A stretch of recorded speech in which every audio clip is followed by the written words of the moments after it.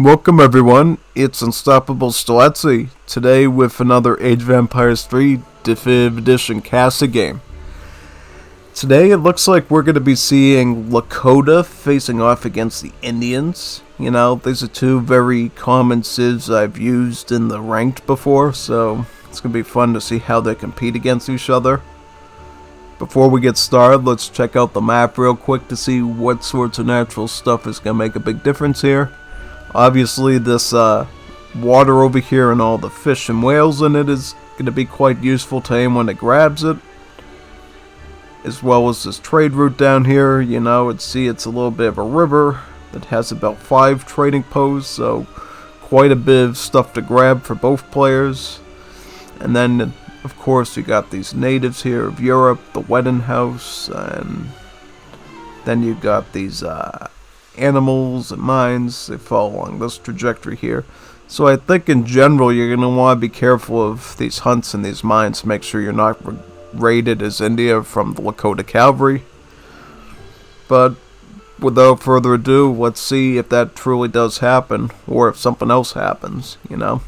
Anything is possible in AoE 3D. Alrighty then, so Lakota. How can I describe Lakota? Lakota are one of those super aggro cavalry civs, you know. Think of like Huns and Mongols in AoE 2. They follow sort of the same trajectory, you know. And actually, one of their civ bonuses is shared with the Huns in AoE 2. They get all their starting population available from the start of the game, pretty much. So they don't actually need houses, you know. They can build these things called teepees, which boost the hit points and gather rate of nearby villagers and military units, but these are just like aura buildings. They don't actually boost population since you start out at 200 pop. Yeah, Lakota's a very fun civ in D. They play a bit differently than they do in vanilla, since of course the teepees are a bit more significant to economy and so forth, so it's going to be curious to see how they do this. On the other side though, we got India. India is one of those civs that I know pretty well. It's one of my favorite civs. Villagers cost wood, lots of elephants, powerful wonders like the Agrifort to be aggressive with. So, yeah, it's going to be interesting to see if India and Agrifort aggression can truly do something against the Lakota roster or not. In the meantime, though, let's see what these two have going for themselves and what plan they have. Right now, of course, we see India going for the standard build order, it looks like. You try to get most of your Indian villages on the wood at the start, since, well, your villagers cost wood pretty much. And then you slowly work on putting villagers onto the hunts, just so you can age up in time with your wonder. Optionally, there's some other builds, usually the Karnamata one, where you would just stick them all on hunts and age up with like 10 population. Doesn't look like that's going to be the case here. It's going to be a bit more nuanced, allowing for an Agrifort rush to be easier to do. Let's look at their deck. We see Distributivism coming out. This is like a standard India card. If you're not sending this card first, you're not playing India. That wood trickle is really key to keeping up your Indian villager production, and also lets you take some off of the wood and start putting them on the hunting to improve your age up time. As far as everything else is concerned, it looks pretty economical, you know. I don't see any military units in Age 2. This looks almost like a FF or FI style deck, since all the military in terms of elephant cards seems to be in Age 3 here, and everything in Age 2 seems to be more related to upgrading natural resources like silversmith, spice trade, stuff that improves mining and hunting pretty much. How about the opponent? The opponent seems to be doing almost the same thing, it looks like, but they do have a little bit more military options in Age 2 as far as the deck is concerned. In terms of age up, they're going to be doing the Chief, which is the slower age up. I think that's usually the age up I go with, since it gives you a bit better of an economic starting point to go with. In terms of these other cards, Medicine Wheels improves the effectiveness of healers, tasks to the community plaza. Now this is interesting. I haven't used this card before. I don't know how effective it is. You're gonna have to tell me in the comments if using healers on your community plaza is a really effective Lakota strategy or not. It seems kind of deadly if you do that because, well, as you know, the community plaza can actually buff up Lakota siege stats as well as attack, as well as multitude of other things as well. Even their Tokawa soldier production. So if you can get some really effective dancers or whatever they call them, indeed, for the community plaza, that's really good. And that'll be trifled with too. What I do see here, which looks really aggressive, is you see Lakota actually going onto the Indian side of the map to grab the trading posts, you know. They're not starting all the way back over here in their quadrant. They're moving all the way over here, closer to India. Which, of course, is going to lead to a bigger risk of them losing these trading posts. But if you can hold on to them long enough, that means that you can effectively take over this entire route of 5 TPs.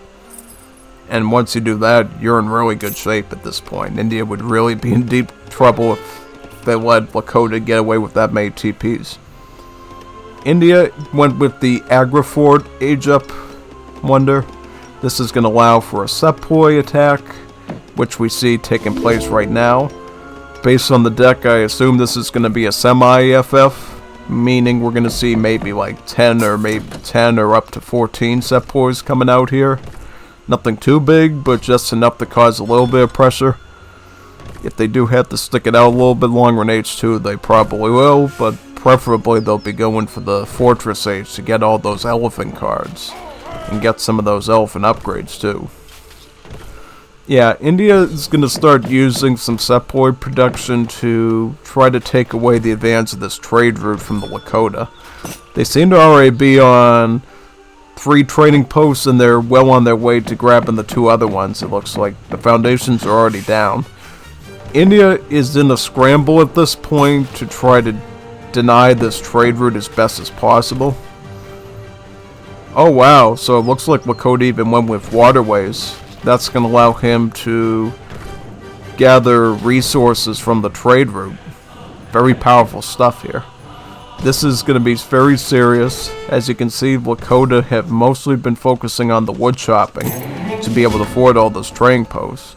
And now that you might see a switch on to other resources, namely food, to keep up with the Cetan Bowman production. We see about 3 Cetan Bowmen right now. These archers are really good against Sepoys, so if they want to, they could actually come over here, stop this line of Sepoys threatening the trade route, and kill every single one of them. That'd be quite effective, but what I think we're going to see instead is more of a move of these healers being used on the community plaza, which we see constructed over here. Also, a tribal marketplace going down to grab some of the coin from the mine. That's going to be key for making the Lakota cavalry later on.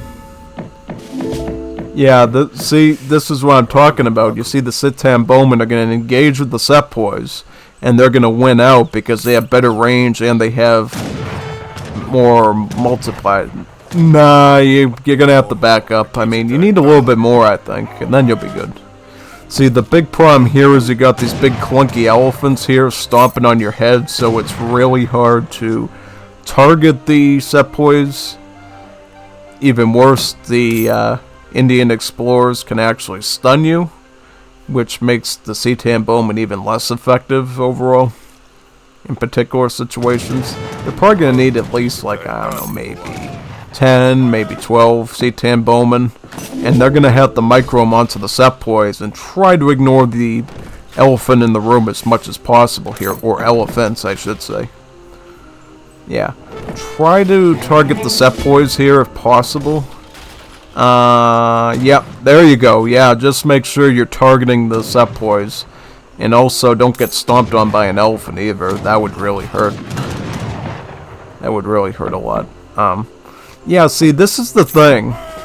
People don't always realize, but I've seen it over the past year, is Lakota do not have to go cavalry. They can actually go for a pike and shot style build, relying on war clubs and the Cetan Bowman. it's totally viable and sometimes can be even more powerful than going for something like bow riders. It's very cheap since, you know, it only costs wood and food, and then you can save up the coin from your mines to actually get into the Fortress Age and Industrial Age, and really start focusing on more upgraded stuff later. Yeah, this is a serious problem for India. They did not even manage to take down the second trading post on their side of the map, so effectively Lakota is looking at 4 sources of resources along this trade route now, and they could just as easily grab number 5 again, you know. That wouldn't be too hard to do at this point. India is basically forced at this point to stick it out in Age 2. And they're going to have to train Sawars, which we see from the Caravanserai here. The Sawars are an excellent counter to the Cetans, and they're probably going to wipe out this group here, unless these 2 can get away. Nah, they're going to sacrifice themselves, I think, and prove a bit of a distraction, so that these Cetan bowmen can back up a bit. Do we see any war clubs getting close yet? No, that's actually a serious problem. See, the Sawars are going to be able to snare the Cetans and slowly pick away their numbers with their anti-skirmisher multipliers, you know? They don't have the heavy infantry tags, so they will not apply the malice against these, so they will be taking 2x damage from these Sawars. But, here come the war clubs. This changes everything. The war clubs will destroy Sawars quite easily. And will these Sawars get away, these 2, potentially? Yeah, it looks like 2 of them do get away, but they did lose about 3. Which is a bit of a problem, you know, Sawars, not a cheap unit. About 80 food, 80 coin. You definitely don't want to lose them to the war clubs that easily, since war clubs in comparison, you know, much cheaper. 400, about 40 wood and 50 food. Pretty cheap unit, and a great compliment to the Cetans. It has the same resources that they cost. You know, they can do quite a bit of damage together. What's this? Winter counts. All unit buildings grant more XP when created. Oh, that's a pretty nice investment, because you know you're going to be spamming lots of infantry out of those war huts, so why not get some extra XP out of the deal so you can get some more cards out. Quite a good idea. Looks like they also shipped in some axe riders. These axe riders are going to be great against the Sawars if they do go into melee with them. And they'll be good against any Gurkhas as well in case those appear. Lakota's starting to get the wood chopping going. Maybe we'll see a change over to food or coin from the trade route, since the chopping's going to be a bit better. Yeah, we see all the healers working on the community plaza. And it says here that it's actually 3.87 experience points per second, so that's kind of a decent XP trickle from that community plaza thanks to those healers, which are really being boosted by medicine wheels, you know. Quite good stuff, that's for sure. But what can India do here to get out of this mess? Is there anything they can do? Well, do we see the coin coming out yet? No, we don't see the coin. We do see food, though. So they're gonna stick it out in Age 2, it looks like, still. Why do they have to do that exactly? Well, they do have some Zams, actually, which can be used to target the Axe Riders, you know. I think any sort of Gurkha and Sepoy play you're going to do is probably going to get messed up by any Axe Riders on the field, so you definitely have to be careful of that. Yeah. Also, we see a switch of the consulate for India. What do they have right now? They had French, so they win probably with a lot of the resource crates that the French have access to, and now they're going to try to switch off into maybe British for some more HP. Maybe, I'm trying to think, what would you go with from here if you're India? Honestly, I would go for British, because you need a little bit more stats here to help. Oh, Ottomans, that's the other option, you know. Ottomans will grant you some line of sight. Oh, I'm just watching this now. Look at those Indian villagers getting raided by Axe Riders. You need to put them in the TC, man. This is not good. You're taking way too many casualties here. That's painful to watch. You know, you need to watch your stuff, man. Also, your Gurkhas are really losing a lot of strength since, you know, that kind of a massive war club is just going to decimate them. Yeah, thankfully, since you're the Army consulate, you can actually ship in some ASAP for a very cheap cost of export. But unfortunately, just not enough right now because there's way too many archers and clubs right here. You're kind of bleeding really badly, man, and it seems like, in particular, coin is really starving out right now. Silversmiths might help a little bit, but is it going to get you across the finish line to get out of this mess? I can't really tell you. I don't think so, because, well, when you get a decent-sized mass of war clubs and Cetan Bowmen, that's usually enough to win a lot of H2 situations by themselves. India at this point is basically forced onto the water and to start gathering some of those fishing resources, which luckily for them, the Lakota have not started to do yet. If they can double dock here with the fishing boats, they might be able to catch up again and get some whales for some coin. That would probably be a good solution to this. War clubs slicing into these villagers' backs. This is really bad. Like, extremely bad. How far back is the Indian economy now because of that? 25 villagers, whereas Lakota, in comparison, 35. So you're 10 villagers behind. That is a serious difference. It's just going to cost you really badly. I mean, Lakota, to be fair, they don't have a lot of resources right now because they're going all out. But you see India here with floating 2K food, and they literally can't do a thing to get this mass out of their base. This is very disheartening to say the least, you know. This is very painful to watch here. You know, it's like they can't even do anything. You know, they can try to make random units now the Rajputs, but that's not going to work. You only have like one of them. Over here, yeah, I mean, there's nothing really much else to say here. India was just really unprepared for the Cetan War Club combination, it looks like, you know. They just didn't do what they had to do. India was too focused on Cetans, and then they ended up getting whammed by the War Clubs as a punishment for focusing on anti-archer, you know. That's the point of pike and shot, you know.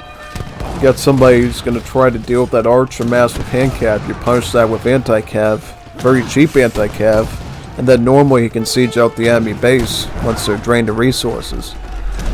And remember, war clubs are basically like pikemen, so they actually have a really good anti-building siege as well. Like 30 siege per unit. That's pretty significant, you know, and since they're so cheap, you can get them in very large numbers and make it stack up really quickly.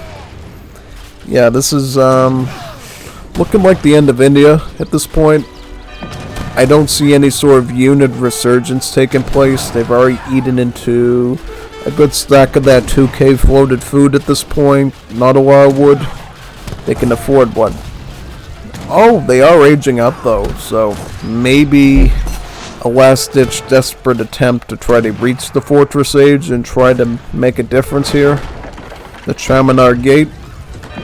It's going to give them one Mahout. Will that Mahout do a lot though? Because I think with this number of war clubs you're dealing with, that's just not going to help.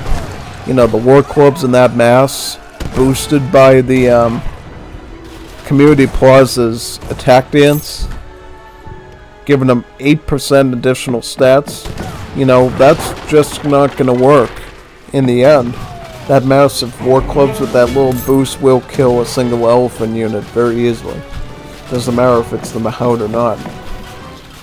At this point, Lakota are so comfortable in Age 2 that they can actually start sending like upgrade cards, it looks like. So we're probably going to see infantry breastplate from this new ways at the TP.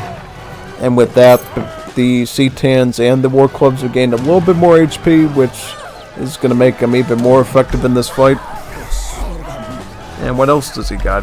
Other than that, he has like cavalry attack, which we haven't really seen any cav except for the Axe Rider shipment, so that's not going to be used too much, I think. I would probably just wait for an Age 3 card if I was Lakota at that point. Yeah, at this rate, Lakota feels so confident that they can change their dance to the one related to birthing. So basically they can increase the production of their units, reducing their training time. Affects both the villagers and the military. Yeah, at this point, India, what are you doing? You're trying to get an H3 wonder still? You're gonna get it up, and are they gonna get that elephant anywhere? Unfortunately, since you have no way of receiving land shipments, you did not even get an elephant from this age up, which is very sad, and a very sad defeat overall here. Good job, Lakota. You did really well. I always like the Cetan War Club Russian Age 2 since it's a strategy I've used on the rank ladder before. It's really fun, and when it works, it works, and when it doesn't work, it doesn't work, you know? You just gotta try. You just gotta try. And I gotta try this out, you know, trying to add healers with the medicine wheels. Maybe that's gonna soup up the strategy even more than usual. Just have to see. Yeah, I mean, interesting stuff. Anyways, I hope you enjoyed it. We can check the post game on the way out. Yeah, Lakota clearly did better in the resource department. In terms of military, it came down to numbers. You didn't really have to get much more kills, but you just needed more numbers. So when you did kill that many units on the Indian side, you were able to keep up the siege work. 7 buildings razed. 20 sepoys versus 150 club warriors. This should tell you where math played into this. Hope you all enjoyed watching this casted 1 versus 1. I enjoyed bringing it to you. This is actually from the same person that brought you that Dutch and Germany team 2 versus 2 yesterday. So look forward to a lot more casted games from him, as long as he's willing to bring them. I'm willing to take anyone's casted games since, you know, I love casting D3. It's one of my favorite subjects. See you on the next one. Signing off now from this casted game.